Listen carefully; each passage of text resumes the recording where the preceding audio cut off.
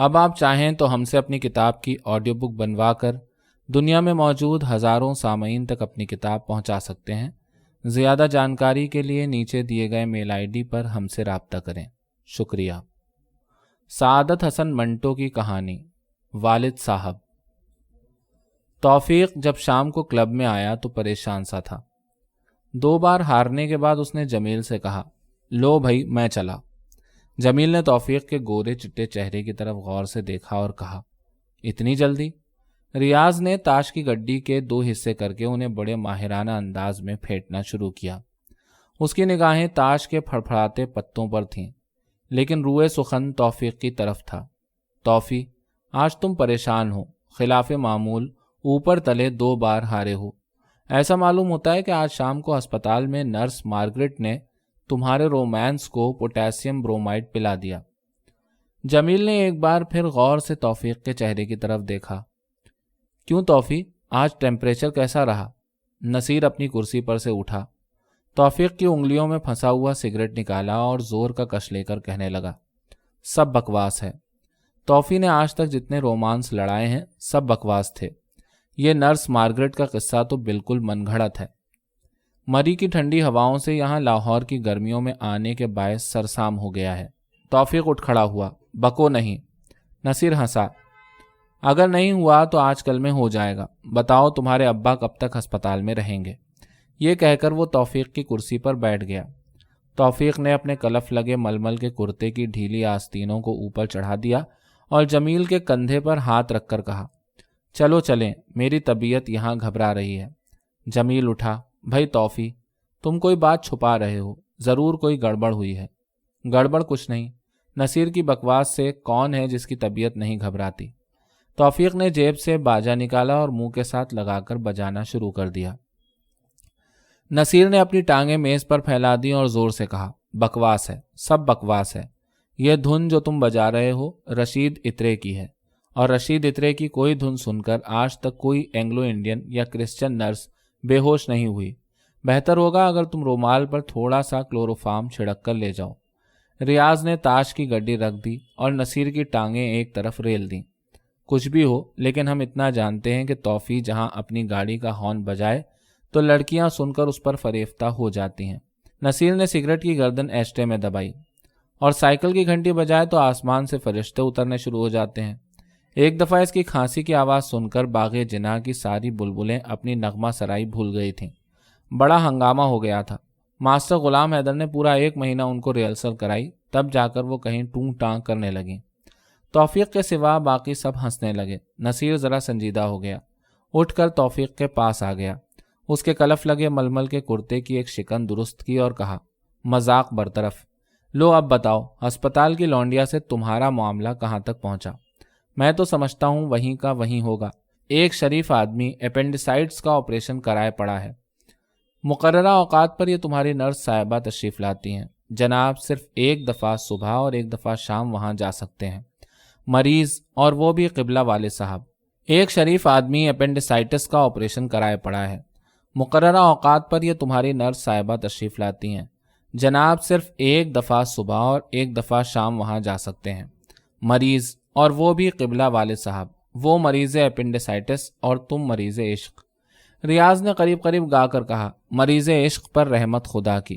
نصیر کی رگے مذاق پھڑک اٹھی، اور مریض عشق پر جب خدا کی رحمت نازل ہوتی ہے تو وہ بینڈ ماسٹر بن جاتا ہے۔ آج توفیق کا منہ باجا بجا رہا ہے۔ خدا کی رحمت شامل حال رہی تو کل سیکسوفون بجائے گا۔ آہستہ آہستہ اس کے ساتھ دوسرے مریضان عشق شامل ہو جائیں گے۔ پھر یہ باراتوں کے ساتھ منہ میں کلارنٹ دبائے فلمی ٹیونیں بجایا کرے گا۔ ہیرا منڈی سے گزرتے ہوئے اس کی کلارنٹ کا منہ اونچا ہو جایا کرے گا۔ گال دھنکنی کی طرح پھولیں گے، گلے کی رگیں ابھر آئیں گی، اور رنڈیاں کوٹھوں پر سے اس پر رحمت خداوندی کے پھول برسائیں گی۔ توفیق تنگ آ گیا، ہاتھ جوڑ کر نصیر سے کہنے لگا، خدا کے لیے یہ بھانڈ پنا بند کرو۔ نصیر نے جمیل کی طرف دیکھا، لو صاحب، ہم بھانڈ ہو گئے۔ دنیا بھر کی نقلیں یہ اتاریں، زمانے بھر کی خرافات یہ بکیں، اور بھانڈ ہم کہلائیں۔ یہ تو آج انہیں منہ میں گھنگھنیاں ڈالے دیکھ کر میں نے چھیڑ خانی شروع کر دی کہ شاید اسی ہیلے اکسیں، منہ سے بولیں، سر سے کھیلیں، ورنہ جائے استاد خالی است، کجا دام رام کجا ٹینٹیں، کجا رام رام کجا ٹینٹیں۔ یہ کہہ کر اس نے توفیق کے کلف لگے ململ کے کرتے کی شکن درست کی۔ بھائی توفیق ذرا چہکو، کیا ہو گیا ہے تمہیں؟ توفیق نے جیب سے سگریٹ کیس نکالا، ایک سلگایا اور کش لیتا کرسی پر بیٹھ گیا۔ میز پر سے تاش کی گڈی اٹھائی اور پیسنے کھیلنے لگا، لیکن نصیر نے لپک کر پتے اٹھا لیے۔ یہ بڈھے جرنیلوں کا کھیل ہے جو زندگی میں کئی بار اپنی تمام کشتیاں جلا چکے ہوں۔ تم اتنے مایوس کیوں ہو گئے ہو؟ مارگریٹ نہ صحیح کوئی اور صحیح۔ یہ کہہ کر وہ جمیل اور ریاض سے مخاطب ہوا، یارو بتاؤ یہ فنالا کون ہے؟ خوبصورت ہے، چندے آفتاب چندے مہتاب ہے، پانی پیتی ہے تو گردن میں سے دکھائی دیتا ہے۔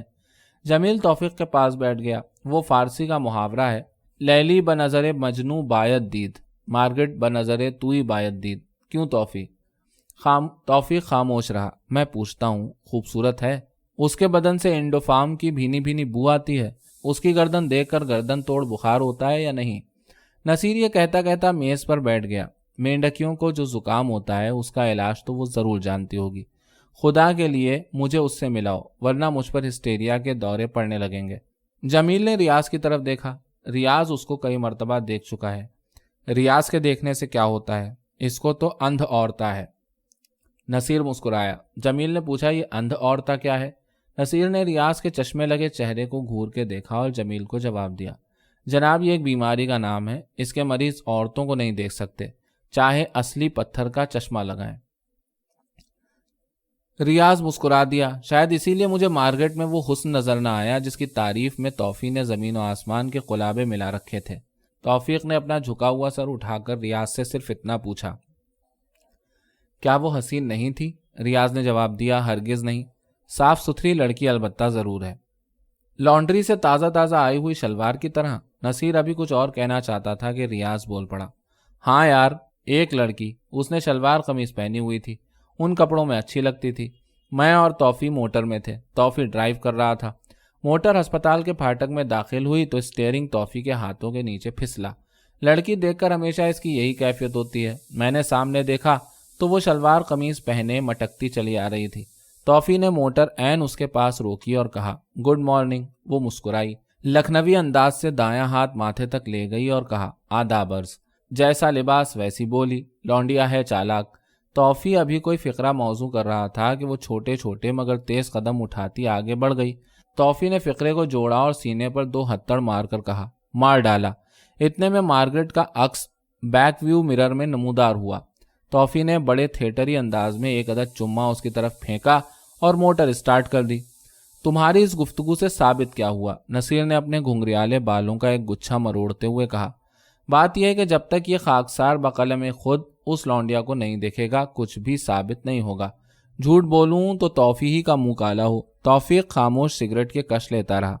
جمیل نے اپنی کرسی ذرا آگے بڑھائی اور ریاض سے پوچھا، اچھا بھائی یہ بتاؤ توفیق نے کبھی اسے موٹر کی سیر نہیں کرائی؟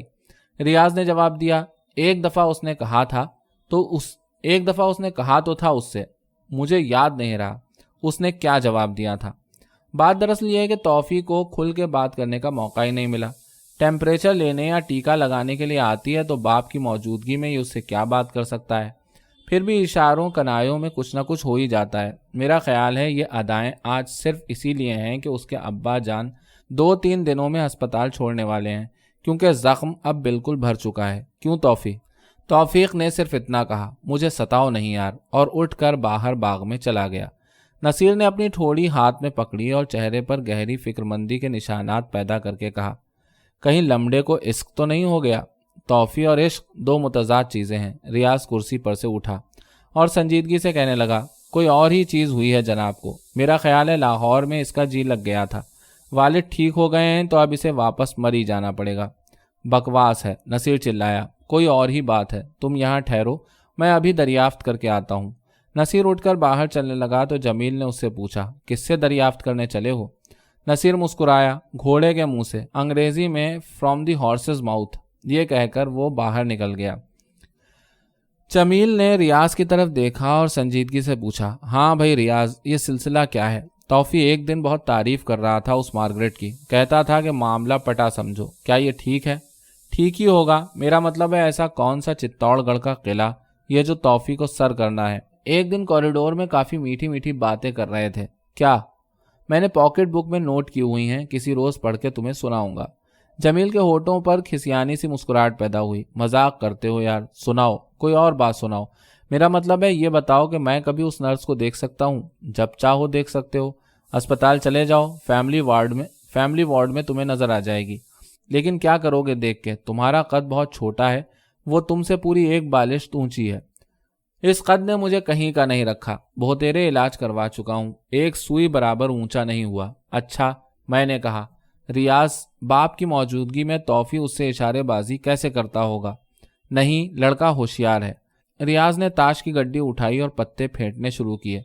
अच्छी खासी मुसीबत है, हर वक्त यही धड़का के वालिद देख न ले, ताड़ न जाए, कहता था। जो ही उनकी निगाहें मेरी तरफ उठती थीं, मैं नजरें नीची कर लेता था। जब वो आती थी तो 10-15 मिनटों में गरीब को सिर्फ 3-4 मौके आंख लड़ाने को मिलते थे।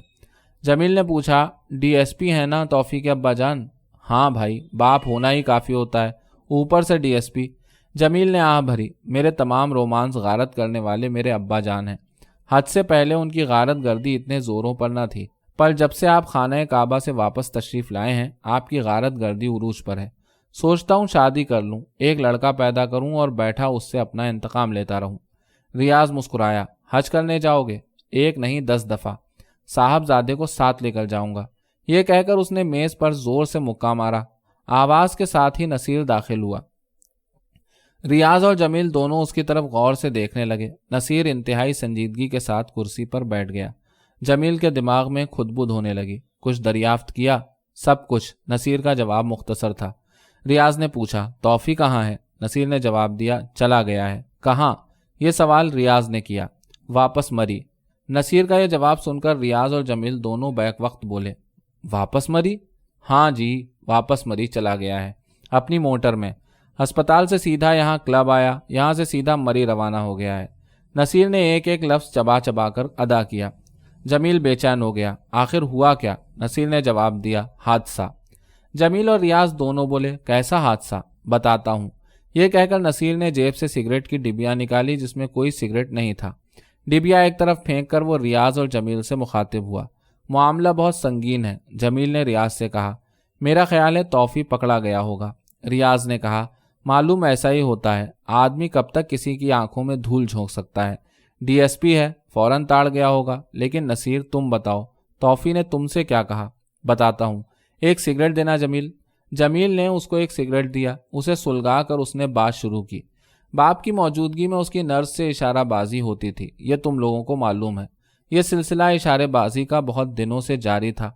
तौफी इसमें खासा कामयाब रहा था। बाप की मौजूदगी के बायस उसे बहुत मोहतात रहना पड़ता था। वो ज़रा गर्दन घुमाते तो ये फौरन अपनी आंखें नीची कर लेता। इन दिक्कतों के बावजूद उसने लड़की से रब्त बढ़ा ही लिया और ड्यूटी के रोज़ शाम को वो उसे एक मर्तबा सिनेमा भी ले गया। जमील गटका, वाह। रियाज ने कहा, मुझसे उसने इसका जिक्र नहीं किया। नसीर ने सिगरेट का कश लिया। सिनेमा में वो खूब एक दूसरे के साथ घुल मिल गए। नर्स को तौफी का चंचलपना बहुत पसंद आया। परसों की मुलाकात में आज की शाम तय हुई कि वो तौफी के साथ दूर तक मोटर में सैर करने चलेगी और तौफी अपनी आदत से मजबूर होकर अगर कोई शरारत करना चाहेगा तो वो बुरा नहीं मानेगी। जमील फिर गटका, वाह। रियाज ने उसे टोका, खामोश रहो जमील। नसीर ने सिगरेट का एक लंबा कश लिया। परसों की मुलाकात में जो कुछ तय हुआ था मैं आपको बता चुका हूँ। तौफी बहुत खुश था। अपने ख्याल के मुताबिक वो एक बहुत बड़ा मैदान मारने वाला था। आज दिन भर वो स्कीमें बनाता रहा। पेट्रोल का इंतज़ाम उसने कर लिया। करम इलाही ने उसे 6 कूपन दे दिए थे। उसी की परमिट पर बियर की 6 बोतलें भी हासिल कर ली थी, जो गालिबन अभी तक इम्तियाज़ के फ्रिजिडियर में ठंडी हो रही हैं। तौफी की स्कीम यह थी कि चिन्यूट के पुल तक चलेंगे। हुस्न व इश्क के दरिया चनाब की लहरें होंगी, मौसम भी खुशगवार होगा। ग्लास रास्ते में खरीद लेंगे, ठंडी ठंडी बियर उड़ेगी, खूब सुरूर जमेंगे। लेकिन यह कहकर नसीर एकदम खामोश हो गया। जमील ने बेचैन होकर पूछा, सारा मामला गारत हो गया? नसीर ने इस बात में सर हिलाया, सारा मामला गारत हो गया। जमील ने और ज्यादा बेचैन होकर पूछा, कैसे? नसीर ने सिगरेट की गर्दन एस्ट्रे में दबाई और कहा, प्रोग्राम यह था कि वो शाम को 6 बजे अस्पताल जाएगा। घंटा 1.5 घंटा अपने बाप के पास बैठेगा। इस दौरान में जब मार्गरेट आए तो वो सैर की बात पक्की कर लेगा। बात पक्की हो जाएगी तो वो सीधा इम्तियाज़ के यहाँ जाएगा। कुछ देर वहाँ बैठेगा, बियर की एक بیئر کی 1 بوتل پیے گا, باقی 5 موٹر میں رکھے گا اور جو جگہ مقرر ہوئی ہوگی وہاں مارگریٹ سے جا ملے گا. دل و دماغ سخت بے چین تھا. گھر سے وقت سے کچھ پہلے ہی نکل آیا. ہسپتال پہنچا, موٹر ایک طرف کھڑی کی, وارڈ کی طرف چلا, سیڑھیاں طے کی, اوپر پہنچا, کمرے کا دروازہ کھولا تو کیا دیکھتا ہے. نصیر ایک دم رک گیا. جمیل اور ریاض دونوں بیک وقت بولے, کیا دیکھتا ہے؟ دیکھتا ہے کہ ٹھہرو. نصیر تھوڑی دیر کے لیے رکا. میں توفیق کے الفاظ میں بیان کرتا ہوں. میں نے کمرے کا دروازہ کھولا. کیا دیکھتا ہوں کہ مارگریٹ پلنگ پر جھکی ہے اور والد صاحب اس کے ہونٹ چوس رہے ہیں. جمیل اور ریاض قریب قریب اچھل پڑے. سچ؟ نصیر نے جواب دیا. دروغ برگردن راوی.